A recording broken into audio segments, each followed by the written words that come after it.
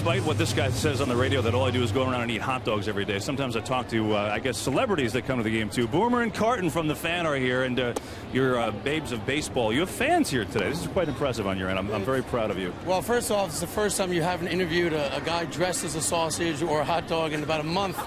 So the fact you're with us, I appreciate it, because now that you're Mr. Cowboy, I thought you'd big time us. But we're here with a lot of women and a lot of guys here. It's our babes in baseball.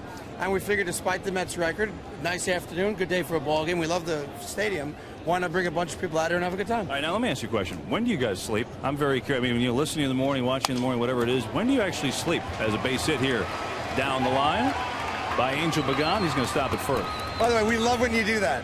That's like the little cut in there? I love when you're talking to a guy and you're like, here's the 3-2 pitch, that's a line drive single, right? So listen, Bob. Well, you remember the Seinfeld when Kramer learns that the great artist of all time took like 20-minute cat naps, and then he winds up in the Hudson River? That's how Boom and I operate. We just haven't wound up in the river yet. 20 minutes here, 20 minutes there. You know, I mean, you're doing a morning show. You're doing games at night. What happens when you're doing a football game, say, you know, in Denver, and you got to be on the morning in 2 hours? Well, you know, I show back up, and then it's like Weekend at Bernie's. They just prop me up, and he does all the talking. He does it that way anyway. But I have to tell you, I'm talking to the lovely ladies back here, and they all know who Keith Hernandez is, but they have no idea who Ron Darling is. It's amazing. They were saying that Ron's a little overrated. I don't know what that means. But I'll tell you, he's a great guy. Ronnie's a great guy, ladies. No worries about it. He's kind of cute, but he's not Keith Hernandez.